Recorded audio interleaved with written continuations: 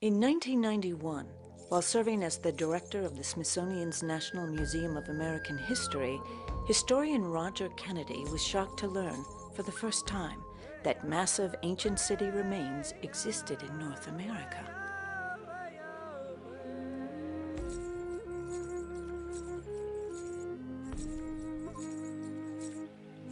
Very, very few of us were conscious of the immensity of a place like Monk's Mound at Cahokia, opposite St. Louis, which is bigger in its footprint than the Great Pyramid at Giza. We didn't know that. Most Americans have no idea that ancient cities with advanced architectures once dotted the ancient North American landscape.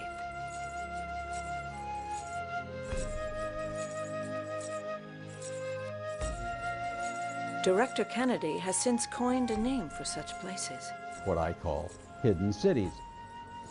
I use the term because these were very big places. There were more people, we now know, in Cahokia, across from St. Louis, than there were in London or Rome.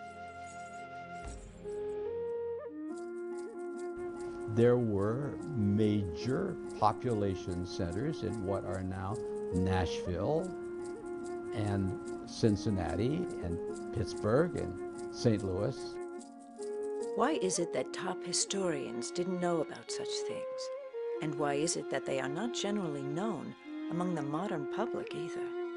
That people are unaware of Hopewell and Cahokia as world-class achievements, of course, UNESCO World Heritage Sites. Not only did Kennedy, as a historian at the Smithsonian, not know about them, at least one president of the Society for American Archaeology had never been to Cahokia, even by the time he retired at the age of 70. I'm actually one of the people who didn't know all that much about the Hopewell civilization, and in fact, I grew up in the Midwest. I'm from Michigan. There were tens of thousands of architectural consequences that are now hidden behind our junk and our architectural achievements. Once I started talking about it, I found lots of other Native people who had no idea that these sites existed and were there and what they were all about and the history of them. That, to me, in and of itself, is amazing, that that level of just silence around this. We now know more about this silence. We now know that advanced ancient civilizations once inhabited North America, but have become lost to our modern memories, in part because of 19th century political and scientific agendas.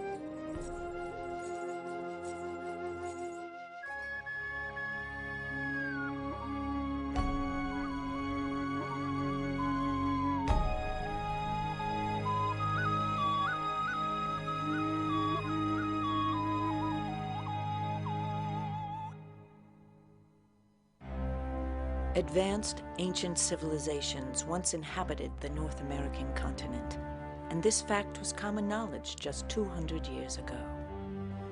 As Europeans moved northward from the Gulf in the 1530s and westward from Virginia after 1607 and westward from Plymouth Rock in 1620, they did learn that the place had been occupied for a long time by other people. George Washington saw major earthworks. The biggest architecture George Washington ever saw was created by Native Americans along the Ohio River. They were viewed by the early settlers, of course. They were so plentiful that it wasn't a surprise to have one on your property. These things were common. Oftentimes, many of them were reduced to nothing because they were used for landfill in a growing village or a town or an upcoming city. Thomas Jefferson was well aware that there were very, very big earthworks in the Ohio Valley, and he became aware, thanks to Lewis and Clark, that there were even bigger ones in the center of the continent, around Cahokia and St. Louis. What were these ancient earthworks? Ancient city walls, buildings, roads, burial sites.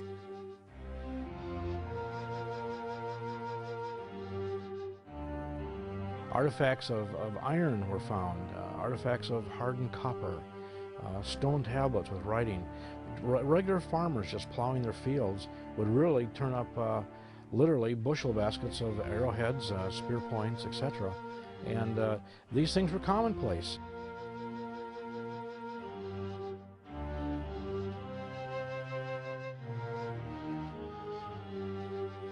But the mounds that we see and the earthen banks and the ditches, to see them in such a great quantity and number, there had to be, just had to be, a very, very large population here at one time.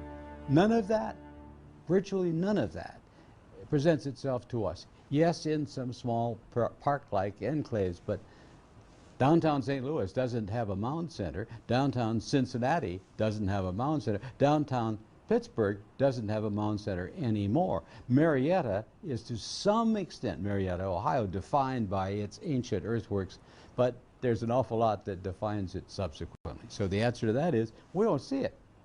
Some who authored the very first publications of the Smithsonian, or the earliest books on North American antiquities, described and illustrated things that would surprise most of us today. Some people, such as Caleb Atwater and Squire and Davis, they believed the artifacts that they were finding around these mounds and cities and earthen structures, that this was representative of an advanced civilization. This is the very first publication of the Smithsonian Institution. This is the work that Squire and Davis were able to complete in the late 1830s, the early 1840s, in what's called the Ohio Territory, which primarily worked in the state of Ohio, showing the monuments and the vast cities and the greatness that they must have had.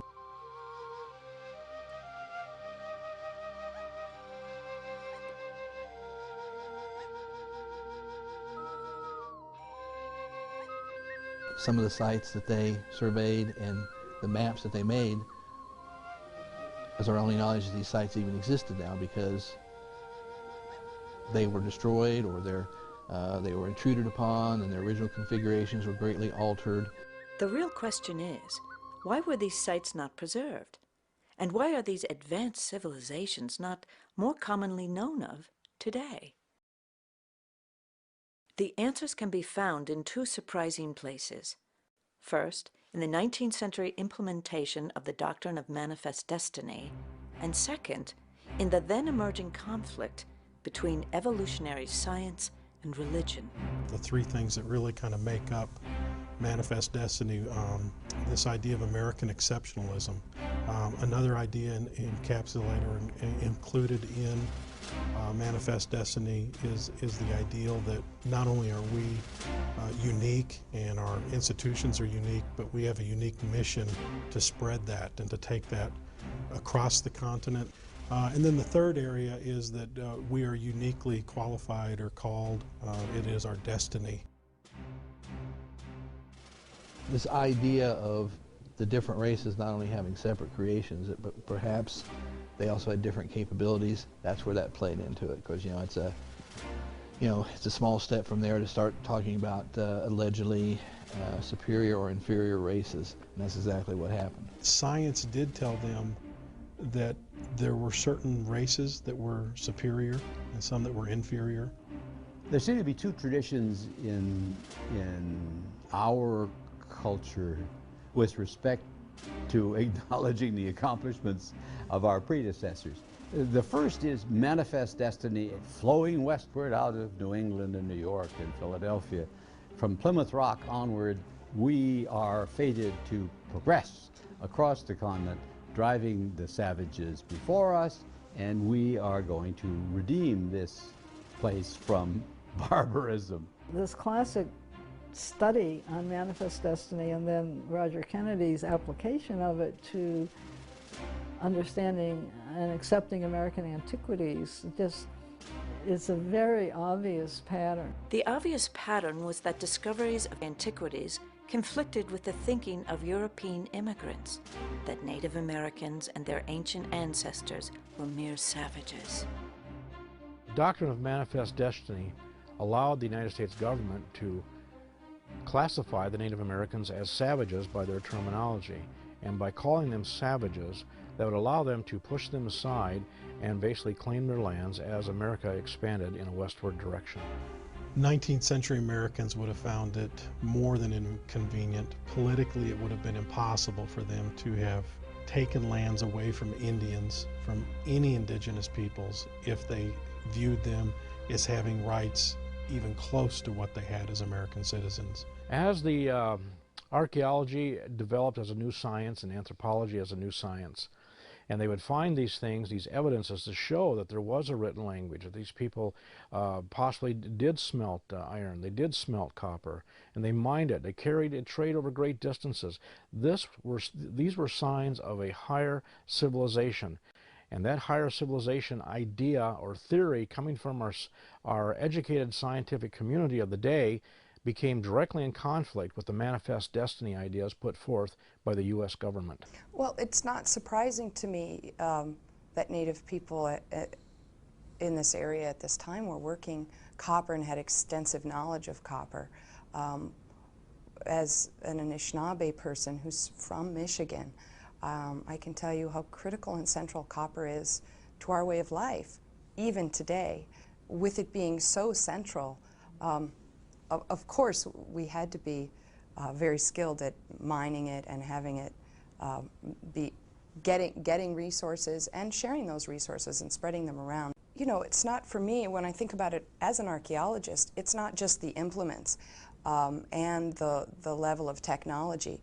It's the wider network that would have had to be developed to make that happen. You know, where the copper was coming from, how far away that was, and what I find students are always really surprised by is the extent of those kind of trade networks that we don't see again in this country until much later.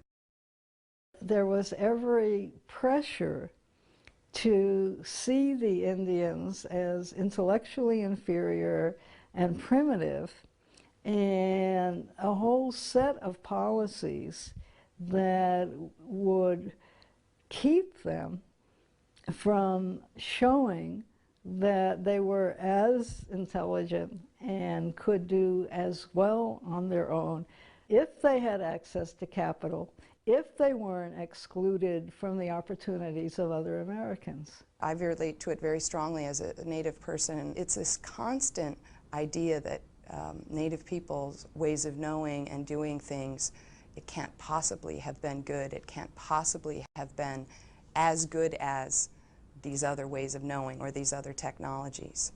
Thankfully, not everyone was persuaded by this interpretation of the doctrine of manifest destiny. From the very onset, both Catholics and Protestants and non-religious people and Jews, actually, from the very beginning, emphasized the probability that other people had been here before us, that we had to enter into a respectful relationship with them if we were going to learn anything and survive. Indeed, our survival depended upon them. Sadly, this way of thinking conflicted with prevailing attitudes about Native Americans. Roger Williams, founder of the First Baptist Church in America, in the mid-1600s, believed that indigenous people were not only fellow seekers, but that, quote, the Indians were probably of Jewish descent of the lost tribes of Israel. You do have missionary efforts, and some of these early missionary-minded folks are very ostracized and marginalized by their society. We see this all the way back in Massachusetts, even with Roger Williams. When he's first run out of the Massachusetts Bay Colony, he goes and he begins to minister to the Indians, and he's seen as a radical for that. 200 years later, Roger Williams would receive an ally in Mormon church founder Joseph Smith.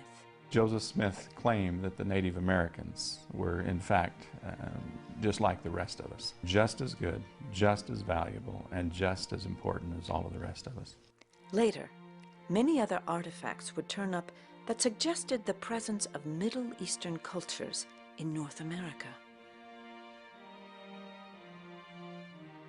Protestant priests, Catholic fathers Jewish rabbis were seeing these possible links between the Native Americans and ancient Israel. These links included written records that had possible tie-ins to the ancient world. There were certainly religious beliefs, thinking that the Native Americans may have been descendants of some Hebraic, Jewish, Israelite travelers to the Americas at different times, or of other Old World peoples at different times. And there are various things fueling these. There were religious, political, and social agendas. Perhaps the largest documented religious artifact was this ancient city wall mound, recorded in Squire N. Davis's Smithsonian publication entitled Ancient Monuments of the Mississippi Valley. So to see an artifact like that, or the context in which they would place an artifact like that, would be, especially something found in association with the mounds, would be, oh, that shows to us the presence of these people at that time here in the Americas. They were responsible for creating that artifact. They were responsible for creating the mounds and for introducing various cultural aspects into the Americas. The idea that ancient inhabitants knew of and used Middle Eastern Hebrew symbols undermined the notion that Native Americans were isolated savages.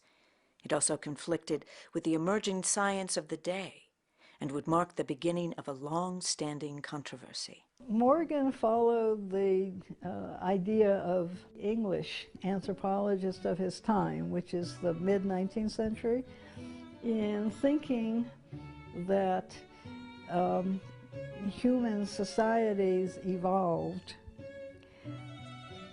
into greater and greater progress towards civilization. Lewis Henry Morgan, along with Herbert Spencer, would be credited with developing theories of cultural evolution.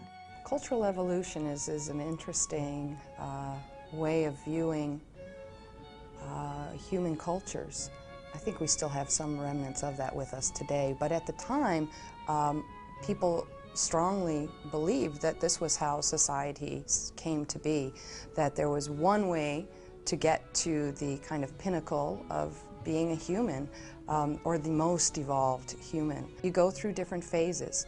You start out as a savage, you then learn and experience things through your environment, you work with your technology increases, you become somehow more advanced and move through the stage of barbarism, and then eventually you reach the pinnacle of being an evolved human, which is civilization. Morgan's theories of cultural evolution labeled Indians as savages and some religious people as barbaric. That was very racist, but was accepted by just about all the leading intellectuals. If Morgan influenced the leading intellectuals of the day, what influenced Morgan? Contemporary Presbyterian preacher Charles Finney wrote this, quote, "Outcomes of enthusiastic religion in Western New York feed into the formation of ethnological conceptions for Morgan," unquote. One such outcome was the publication of the Book of Mormon, professed to be translated from the ancient record found in upstate New York by Joseph Smith. Smith claimed that this record had been written in a reformed Egyptian language. Morgan's ethnological conceptions would become the extreme opposite. Natives were not as evolved as those from the Old World. Morgan biographer Leslie A. White would sum up Morgan's views of religion. Quote, "If you were for theology, you were against science, and Morgan was definitely for science," unquote. Still, some modern historians believe that too much has been made of the 19th century conflict between religion and science. The reality of the ancient American past got caught up to some extent in that set of bickers. The simple-minded controversy between science and religion has contaminated, distorted, and diverted both religion and science. But people living at the time recognized a huge conflict between science and religion. In 1883, minister and scientist Dr. Stephen Peet, who was a member of 10 archaeological organizations, published one of the most thorough books on the mounds. He claimed that Anthropology had become the battleground for all of the conflicts of thought now going on between revelation and nationalism, faith and skepticism, creation and evolution, etc. Another biographer, Thomas Troutman, would write that Morgan felt, quote, "the monolith of religion must be abandoned," unquote. Morgan's new scientific ideas were shared by fellow New Yorkers E.G. Squier and John Wesley Powell, who would both become highly influential in science and in manifest destiny. Coincidentally, both Powell and Squier's fathers were Methodist ministers in 1830 in Palmyra, New York, and were likely part of the enthusiastic religious climate at the time. Squier is very interesting. On the one hand, he early in his career, at the time when he's out here surveying and excavating mounds with his partner Edwin Hamilton Davis, he actually defended the intellectual capability of Native Americans. At that point in time, he actually argued that, cultures as diverse as those in Mesoamerica and North America, he said, that people who could invent calendars that were more accurate than those of the Greeks couldn't be said to be intellectually inferior, that, he would defend their capacity to learn. A little bit later in his career, once he had become kind of an agent of, just during his diplomatic career, when he was a U.S. diplomat to Nicaragua, and he then is kind of an agent for American expansion. At that point in time, he's starting to talk about what he thought were these immutable scientific laws, that there were immutable scientific laws that explained the relationship between the races just as there were. So he's beginning to internalize more of this polygynous thought later on, but he sees it having application, so it's kind of a justification for American expansion. Thus his role as an advocate for the United States expansion seemed to alter his views of the intellectual capacities of Native Americans. Powell, who also embraced these views of Native Americans and the underlying evolutionary ideas, would become one of the most powerful men in American scientific community.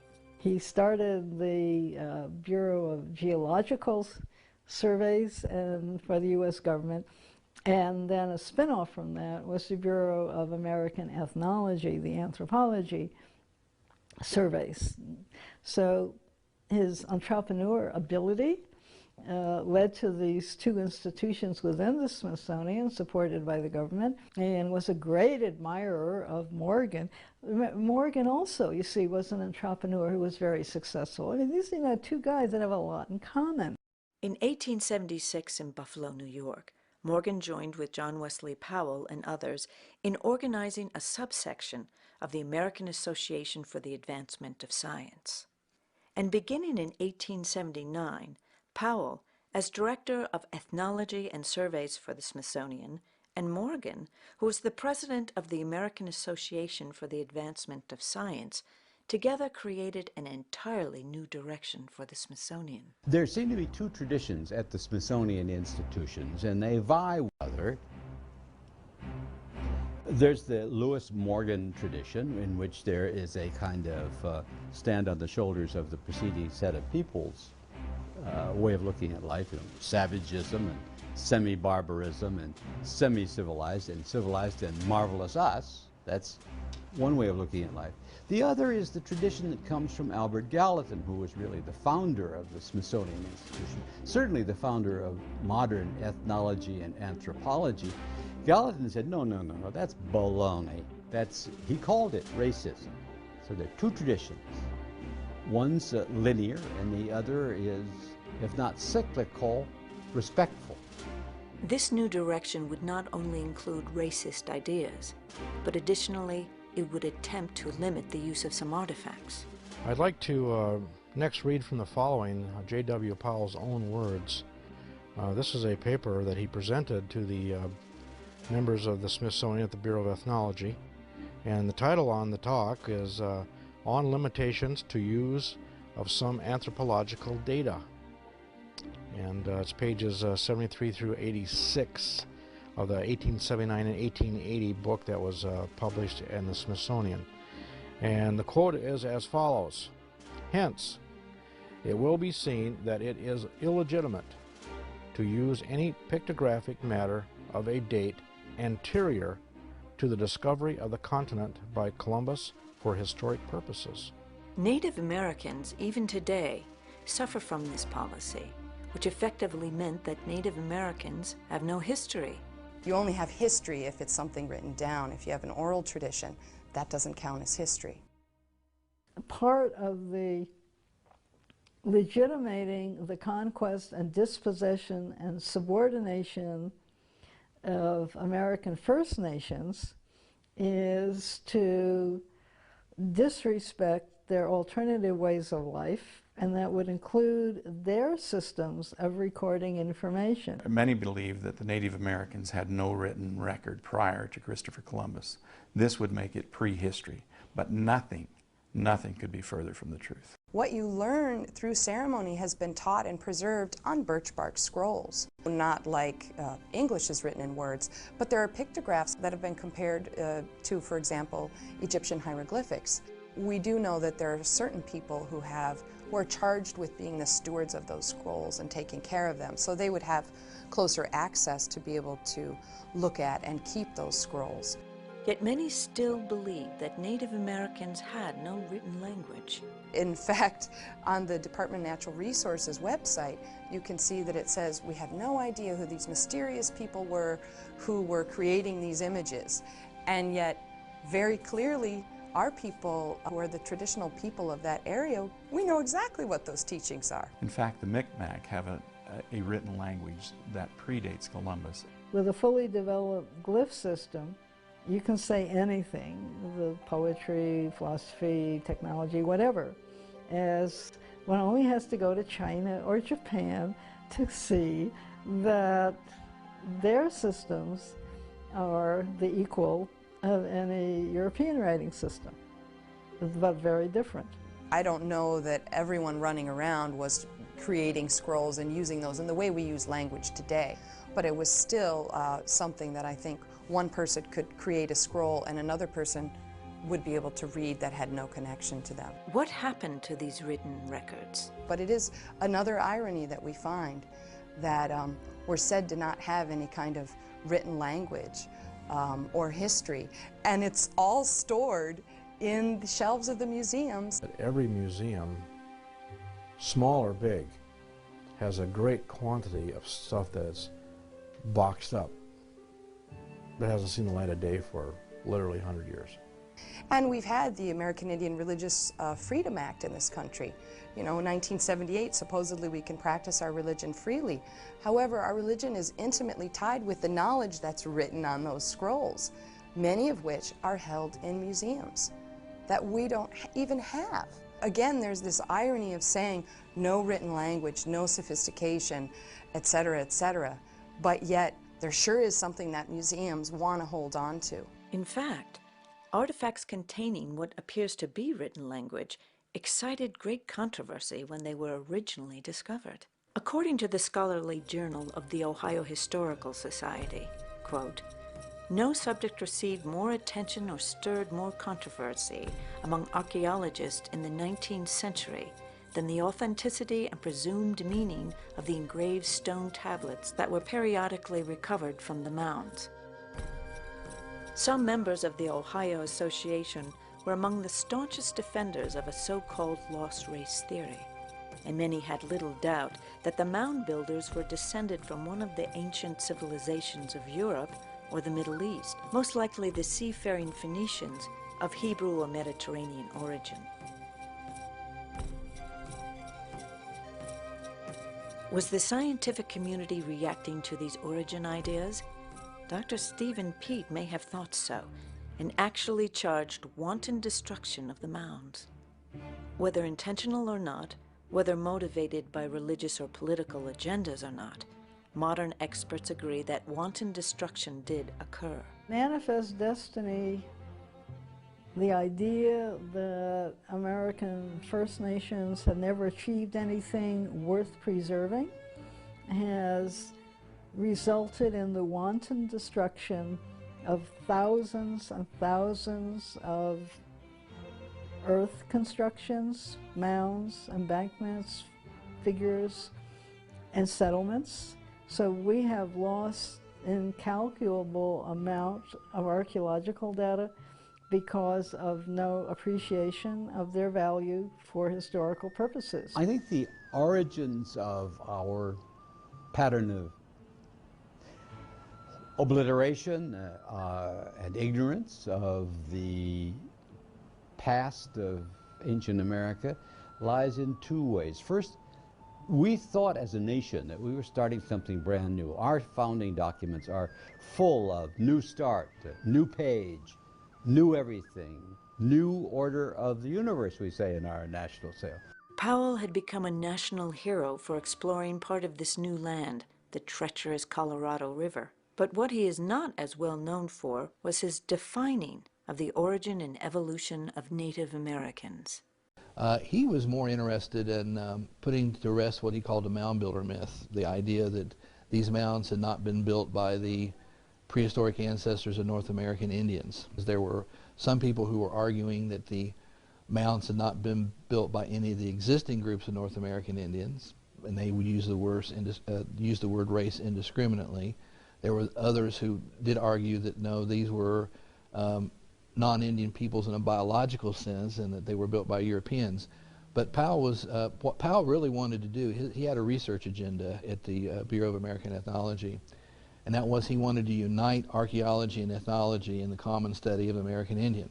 So what Powell wanted to do was break that idea down that, that archaeology and ethnology, in other words, studying living cultures of North American Indians, and then studying them on their own terms, documenting as they exist now, but also then looking at archaeology not as studying the record of some exotic European culture that was once here, but looking at archaeology in light of ethnology, that this was an earlier stage of existence among North American Indians. The Powell agenda forced artifacts to be viewed only through the lens of currently observable savage Indian culture. Was this an artificial barrier to science? We would say that's bad science, where you want to discount information because it kind of doesn't fit what you think you see. And what you think you see is, of course, all informed by all these theories and ideas and what you've been told. And what you see is what people saw at the time were these savages who were in this pitiful state. Powell's vision of 19th century evolution was that Native Americans had evolved in North America for millions of years to a state less advanced than that of European immigrants. Robbing Native Americans of their history before Columbus may have served two purposes. First, justifying manifest destiny and the displacement of Native Americans. And second, dismissing of popular religious ideas that ancient Native Americans may have had Middle Eastern origins, and thus rights equal to those of European immigrants. Powell wrote, "Whether we desire it or not, the ancient inhabitants of this country must be lost, and we may comfort ourselves in the reflection that they are not destroyed, but are gradually absorbed and become part of a more civilized community." So when that's what your framework is, of course, then it makes sense in a way, as troubling as it is, and the racism really that we're talking about is so deep there. It does make sense that that's your worldview. That's what you've been told. So none of this data fits. Rather than looking all of the data and trying to determine what story can we put together, what can we understand from this data, I think that's what happened. I think very clearly people were willing to discount things that didn't fit what they could see, which was Native people in this, pitiful, savage, wild state as they were viewed by Europeans. Thankfully, some artifacts in ancient cities yet remain, such as these once city walls intentionally preserved as mounds in a golf course in Newark, Ohio.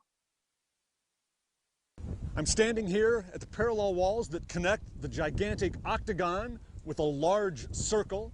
The circle is 1,054 feet in diameter. The octagon encloses 50 acres, which is large enough to encompass 4 Roman Colosseums.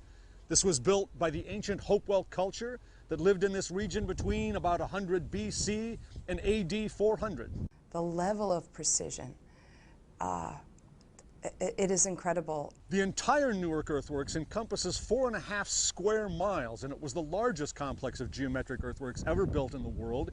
It includes 2 circles, a gigantic octagon, a square. Actually, what we call the Hopewell culture, things like it at least, and things related to it, covered much of eastern North America in different parts. As far south as Florida, as far west as Kansas City, as far east as perhaps New York. They had to be incredibly sophisticated to be able to build these mounds perfectly, in unison to an octagon shape and a circular shape.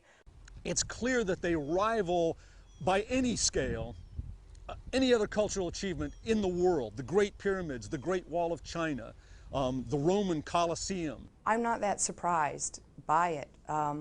There's so many other things that we see when we start learning about and looking into Native culture that I think people on the surface may be surprised, because they tend to think of Indian people as anti-intellectual or, non-scientific, or somehow, living in the backwoods and not knowledgeable about things like that. The knowledge embedded in these earthworks and encoded in their structure is anything but primitive. It's remarkable. It also shows that not just high math, but these sites are lined up primarily with the lunar calendar. They had high math, they understood geometry, and because of the lunar calendar, they also understood the heavens, astronomy.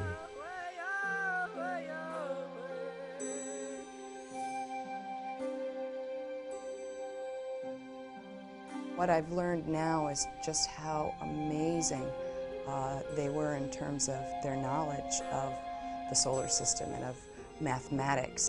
And then they had the unit of measurement was 606, which they call the stade. One side of the Great Pyramid from the base to the tip of the apex is 606 feet. If you square inside the octagon, which the surveyors like to call, it's a term they use, squaring the circle, and you divide that up into 4 equal parts inside of cubes, you'll find those cubes are all made of 606-foot lines per cube side. The angle of the Great Pyramid of Egypt runs 51.8 degrees up the slope from the base to the angle. That measurement is there, and when you come off of the baseline at Newark and you run true north and then measure that angle back to the baseline, what do we find? 51.8 degrees. So did they have the same math as the ancient Egyptians? Well, I gotta say, yeah, it sure looks like it. It's as inspiring, I think, in its way as the NASA program to send a man to the moon. And what a special place it is. You feel that right away. You feel it immediately when you're there. I was in a kind of strange position because I was on a job interview when they took me to the site, and I was literally just from the presence of the place moved to tears and felt kind of uncomfortable as a person in a job interview, but yet having these strong emotional feelings and some connection to this place and the history that was there. And it just occurred to me, how could this be?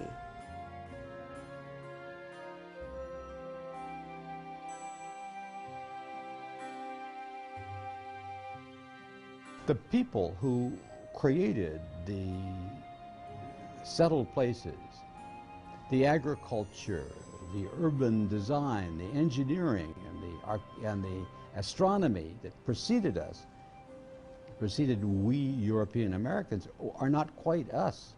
They are other people, we felt. And in the European American tradition, there's a long, long history of our saying to ourselves, oh, no, that's those people. And those people can't be as good as us people. They couldn't have built those great big things. Have these traditions affected our scientific thinking? Did we, because of cultural biases, fail to recognize the advanced nature of ancient mounds and artifacts? The presuppositions that scientists go into the field with comes out of our cultural tradition. If you want to earn a living as an archaeologist in a university setting with the opportunity to teach and some support in publishing, you have to not challenge the senior people openly. And depending on the department, of course, there may be more or less egotistical senior people. It's like the chute in a corral, and the animals are basically trapped. They can't go sideways, they just go through the chutes. You know, you can think of that as academic employment. While not everyone in academia may agree with this position, if true, it may also be true that Lewis Henry Morgan and John Wesley Powell, in their time, helped to build the corrals of appropriate professional archaeological thought, casting doubt on many archaeological artifacts dating before Columbus as avocational, amateurish, and therefore questionable. Historian Barnhart disagrees with this notion. But they were avocational in the true sense of the word, is that there was no professional archaeology at that time. There were no specialized journals of archaeology. There were no specialized conferences. That begins to happen in the late 19th century. But at that time, archaeology had no professional or institutional setting, and it was really done by a lot of talented amateurs in the true sense of the word. As archaeology became institutionalized, a greater division would form between mainstream scientists and amateur archaeologists who continued to accept artifacts that were purportedly pre-Columbian and that might suggest the presence of cultures from other parts of the world. This latter group are known today as diffusionists. Diffusionists are scholars and amateur archaeologists who believe that contact between inhabitants of America and other geographies may have taken place before Christopher Columbus. Most scholars featured in this film believe that the ancestors of today's Native Americans came to North America across a land bridge that had formed during the Ice Age. With perhaps only one exception by the Vikings, no outside contact with Native Americans prior to Christopher Columbus is believed to have occurred. Diffusionists, on the other hand, believe that ancient Native Americans, such as the Hopewell civilization, might have traded, intermingled, or even originated from other cultures. A controversy surrounding artifacts found at the Newark, Ohio earthworks demonstrates the division between some diffusionists and most mainstream archaeologists. This is one of the earliest maps that we found on the Newark earthworks. This is a drawing by Wyrick from 1860. David Wyrick had done the first comprehensive surveys of the magnificent Newark earthworks. The first of what came to be known as the Holy Stones was found there, and 5 months later, at the Jacksontown Stone Mound a few miles southeast of Newark, he found something even more amazing. They found one major earth structure in the center, surrounded by 12 small burials.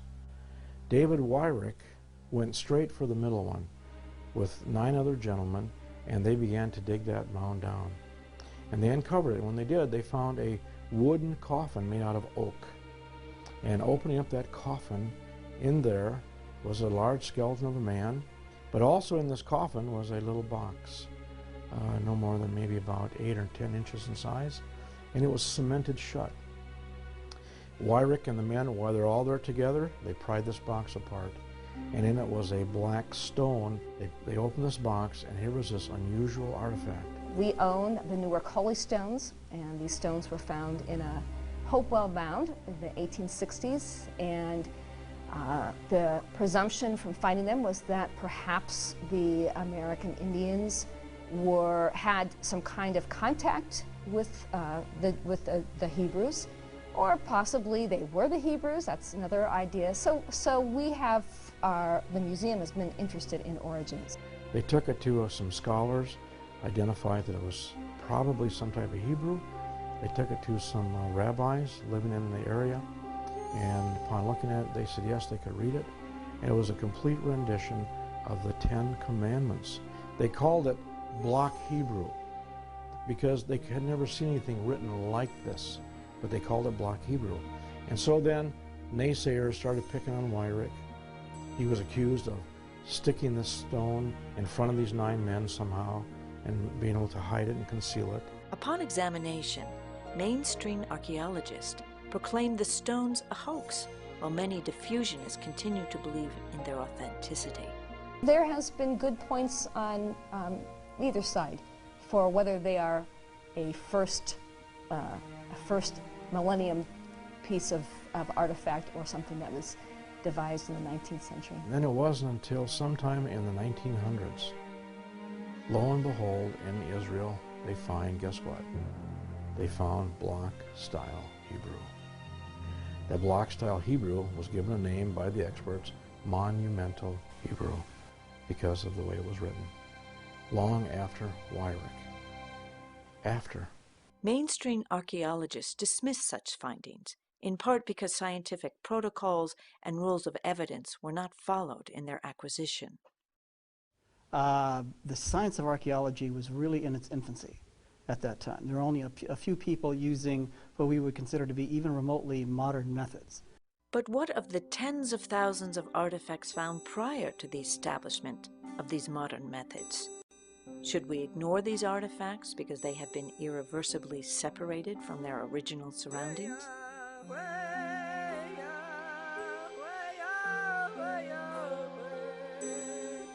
But diffusionists like to point to one artifact that has been dismissed by mainstream archaeologists, even though it was found using modern methods within the original surroundings. They can't say that about the Bat Creek stone because the Bat Creek stone was found in the course of an official excavation by the Smithsonian Institution. Okay, then Bat Creek stone went to the Smithsonian Institution in Washington. They didn't understand it. They thought it was Cherokee since it came from Cherokee country. They did not realize it was Hebrew. And they published it upside down, and then they threw it in a box in the sub-basement of the Smithsonian. And ever after, it was poo-pooed until some Semitic scholars like Cyrus Gordon came and vindicated it. Cyrus Gordon, who was one of the great Semitic scholars of our generation, he talks about the writings that were found in this very area and how he was able to translate those things, translate that writing. When it was turned over, they were trying to figure out what type of Native American wrote this, and Cyrus Gordon turned it upside down. He recognized that it was actually Phoenician. Phoenician, this older form of Hebrew, dates to the Old Testament Babylonian captivity and the scattering of Israel. Are there other linguistic evidences that may lend support to diffusionist ideas? As a scholar of ancient languages, I have discovered that there are many symbols in the Micmac that are very close and similar to those of ancient Egyptian. About 700 BC in Egypt, there was a language that was developed or came in that was called Meroitic from the kingdom of Meroe, which many Egyptian scholars have even called Reformed Egyptian because it's so different than what the standard Egyptian that we know. And this Meroitic is very close to some of the signs of the Micmac. Anthropologists dismiss a lot of the stone evidence and inscriptions in these ancient languages like Egyptian and Greek and Hebrew by saying, well, they were not found in the course of an official excavation. Are these diffusionist ideas simply a continuation of the controversies that existed in John Wesley Powell's day? There were some people who were arguing that the mounds had not been built by any of the existing groups of North American Indians, and they would use the word race indiscriminately. There were others who did argue that no, these were non-Indian peoples in a biological sense and that they were built by Europeans.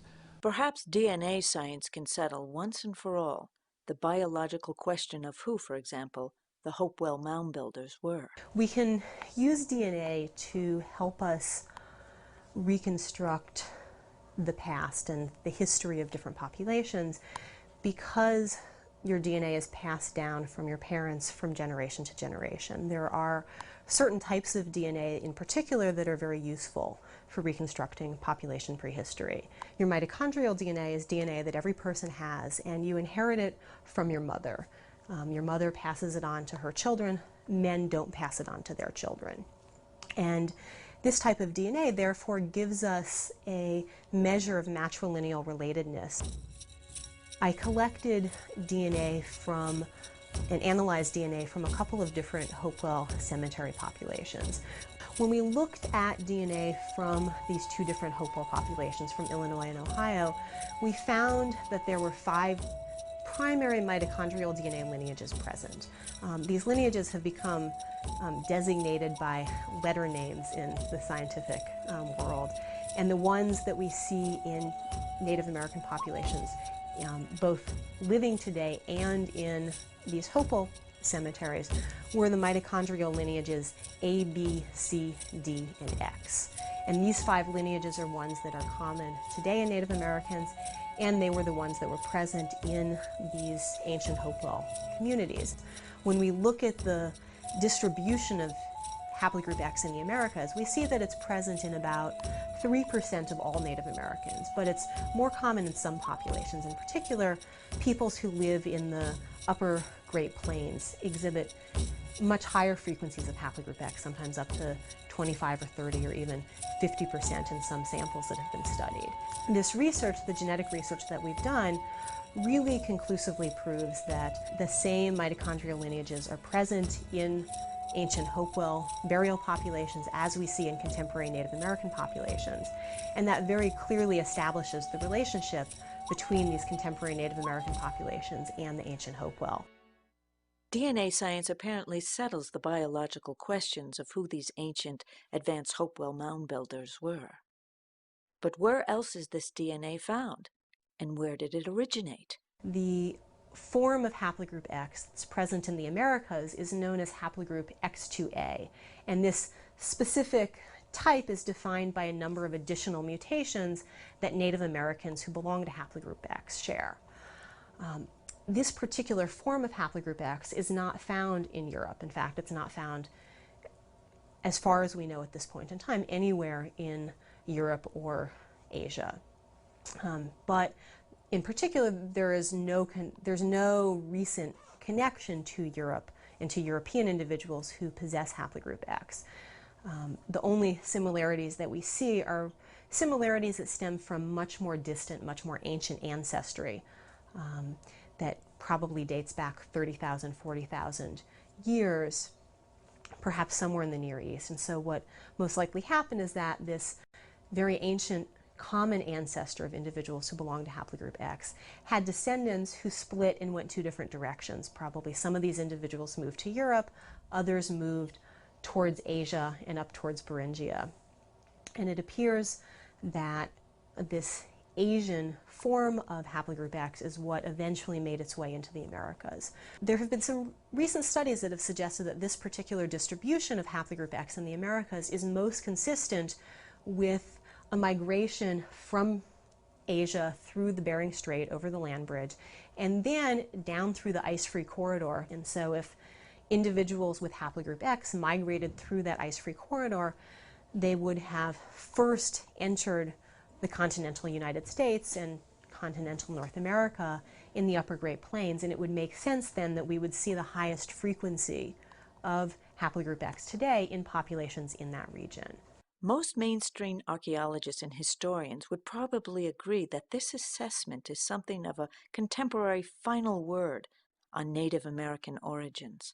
So does DNA science put much of diffusionist theory to rest? Diffusionists would answer no. The reason? There's a lot about DNA evidence that is a controversy.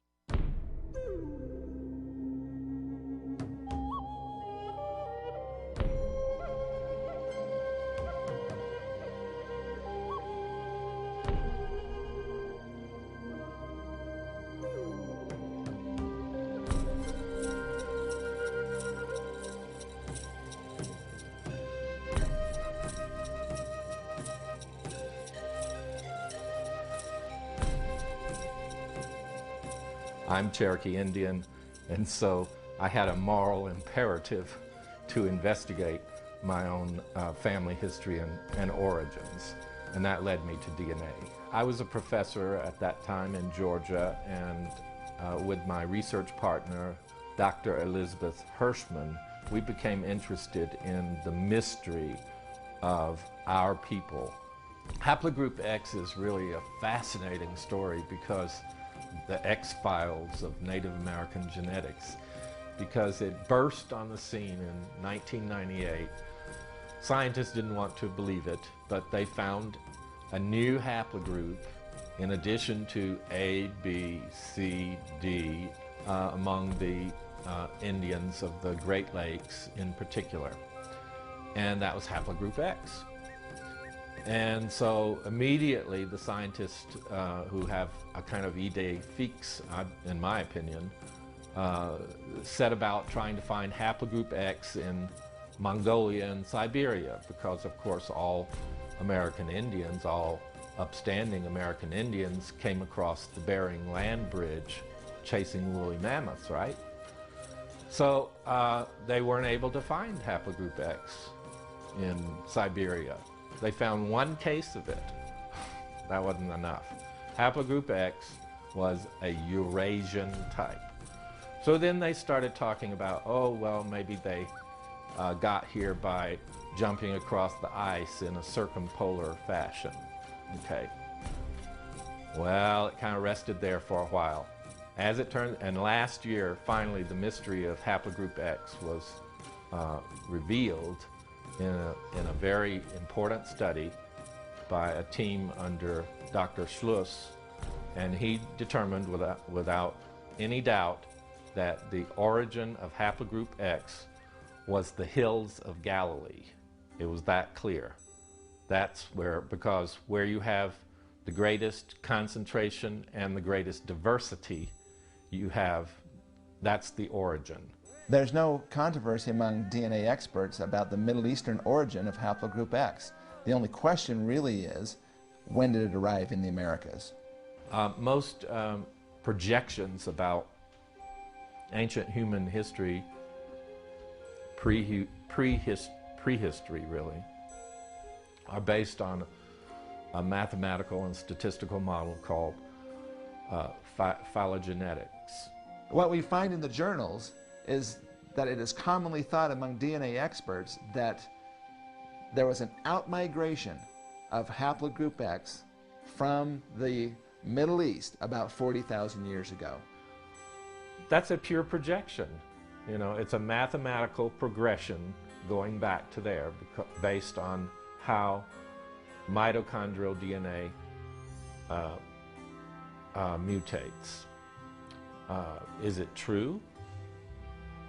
Who knows? But what most people don't realize is that among these same experts in these same journals, there is controversy about the dating. So, you know, I think these are projections. The controversy is between those who assume a theory that man branched from chimps 5 to 6 million years ago versus those who are using newer actual findings from DNA pedigree studies. The theoretical dating gives much longer time frames, but the actual data shows a 20-fold reduction and would place the Middle Eastern outmigration of haplogroup X about 2,000 years ago, plus or minus.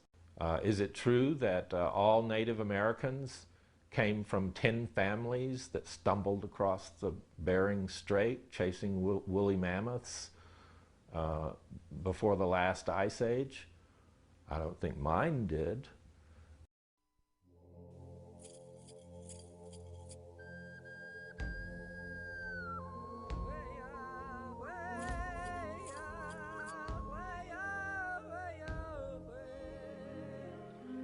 Whether or not ancestors of Native Americans originally came from Asia over the ancient land bridge, or whether or not they had interactions with other parts of the world, one thing is clear: much of their archaeological record is now gone.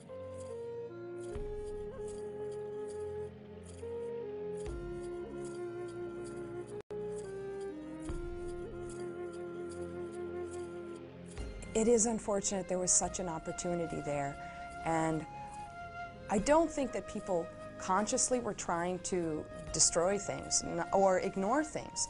I think that for me this was a case where you know, expansion was the thing on everyone's mind and moving forward. Victims of science and of the doctrine of manifest destiny, 19th century Native Americans were labeled as savages, and this helped to legitimize their suppression, subordination, and the taking of their lands. The idea that manifest destiny trumped all is certainly, as far as I have been able to read, absolutely true. I understand that these early scientists were in the kind of products of their time, in that that's what people were talking about and that's what they were saying, and so they believed that, yes, in fact, you know, Native people are savages who we can clearly see that. That's what they were thinking. Disregard of their value resulted in the wanton destruction of thousands of artifacts and grand architectural achievements, and aided in erasing knowledge of their advanced capabilities from our collective memories. While scholars may disagree on the interpretation of remaining evidences, these remaining archaeological evidences may be keys to eventually recovering and more fully appreciating the buried history and culture of these ancient, lost civilizations. I think it's important that we pay attention to the achievements of our predecessors. We may respect our predecessors a little more if we do. We certainly will respect our own responsibilities a little more if we look at the evidence that over the preceding 9,000 to 10,000 years, there have been several other periods in which, I'm assuming, proud people did proud things in the landscape and in cities. So there are important things for us to learn.